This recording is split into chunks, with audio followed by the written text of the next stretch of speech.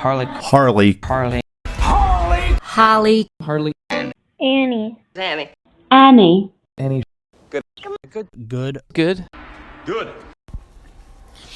Thank you for joining us on another edition of The Best of the Apocalypse on WRST, the worst radio. I am here with, I am Hugh G. Dick. and these are our predictions for 2020. There's a good chance at what?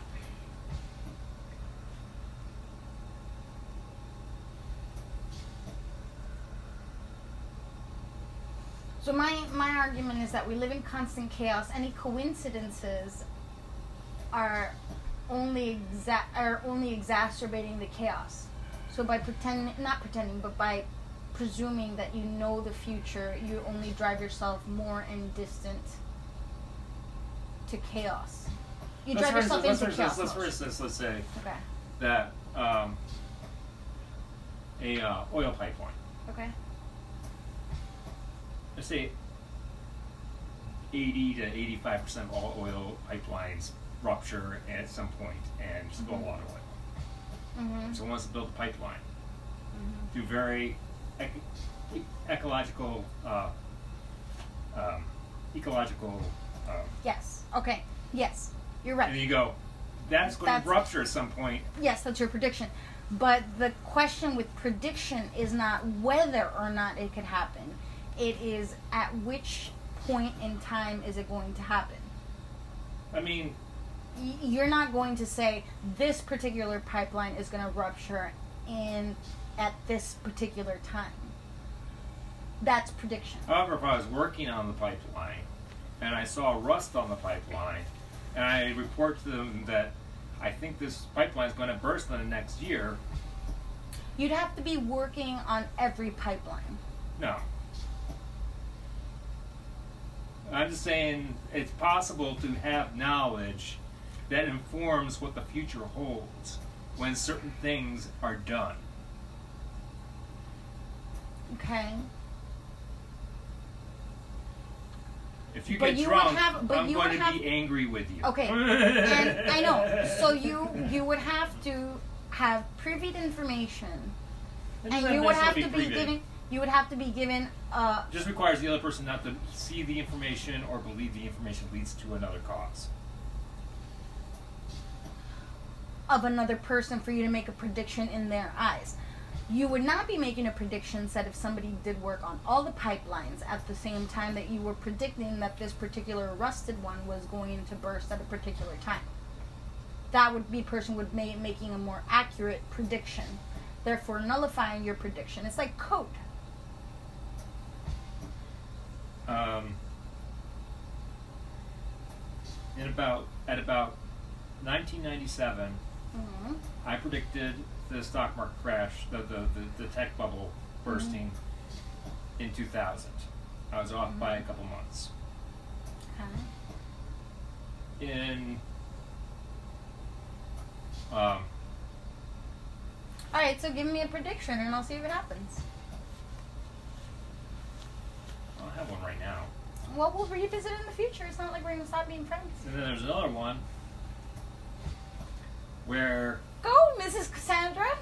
I predicted the housing crisis. No, give me a prediction right now. At the housing market crash, I predicted 4 years in the future, 4 years, in 2004, I predicted the 2008 marketing crash. I was off by a couple weeks. All right, well, give me a prediction right now. It's hard to say.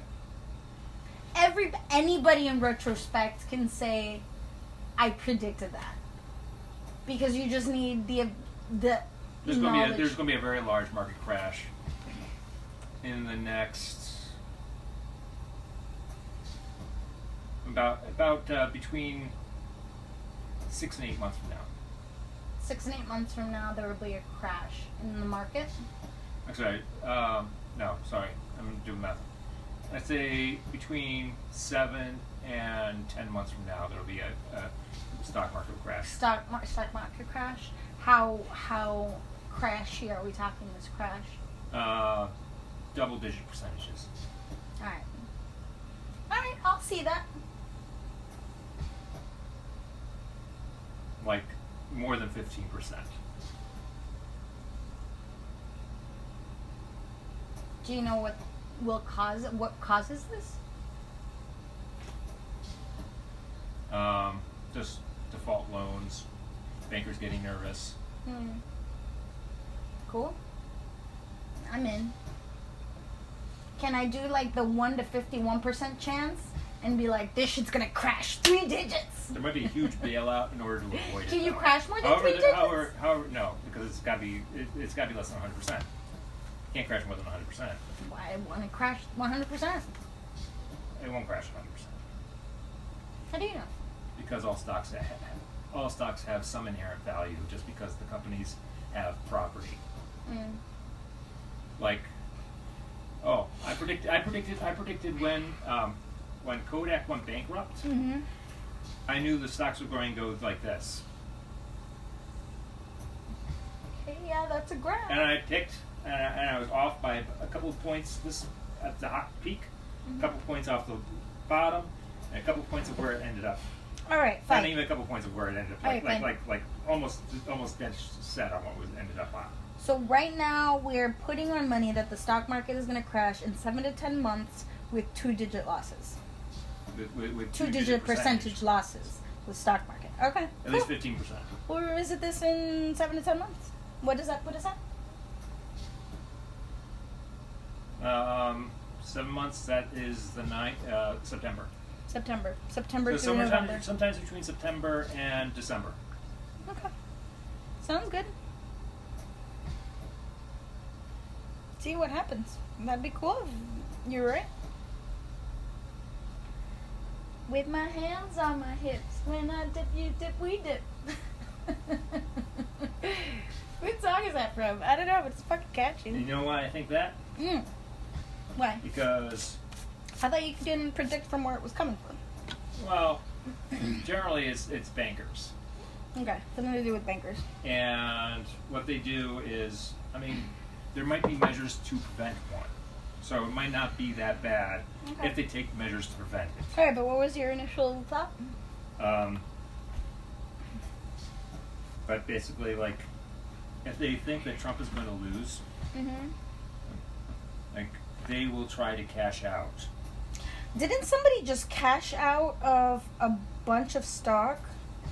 Somebody just cashed out on a bunch of stock. I saw this on my Facebook post a little while ago. It was like somebody pulled out a lot of their money. I think maybe in oil or something.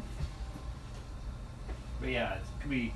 Yeah, I think it was oil. Somebody was pulling their money out of oil. It could be healthcare stocks start it. Just because, I mean, like, if they think that Bernie's going to win, Yeah. they're either going to try and make it look like, hey, it's his fault that Yeah. the stock Blame market the crashed. incentive. 2, they'll look to cash out because they won't be able to have their money once. Or they could just be investing in. All right, fine. Here's my prediction. I predict that the stock market won't crash, but that you're going to see more private ownership over property, independent property. So I think people aren't going to pull their money out necessarily, and on the surface everything is going to look fine, but underneath I think you're going to see more and more big businesses. Like, you remember the whole trailer park thing that we were talking about, and now most trailer parks are owned by big businesses. Yeah. I think you're going to see a lot of that.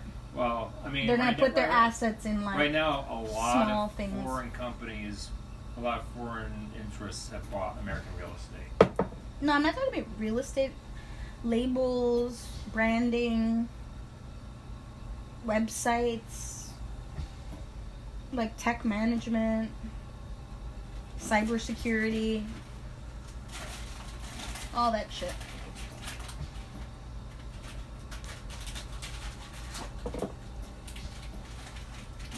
Because maybe there won't be a crisis, like stock market crisis, but maybe there'll be like a...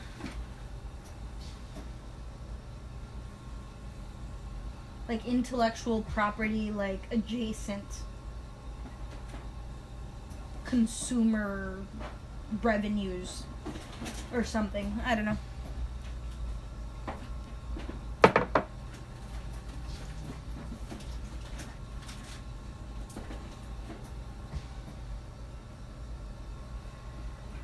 Alright.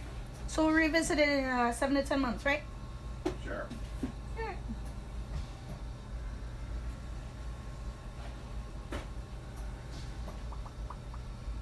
What would cause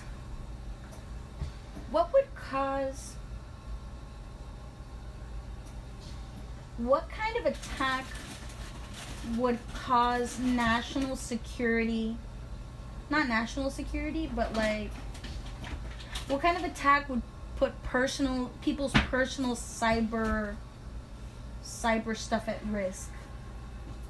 How could somebody possibly attack us enough to get scared about our cyber stuff?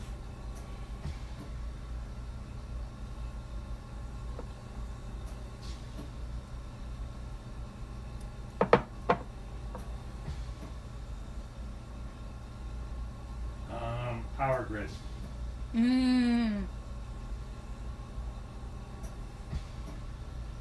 Yeah, holy shit.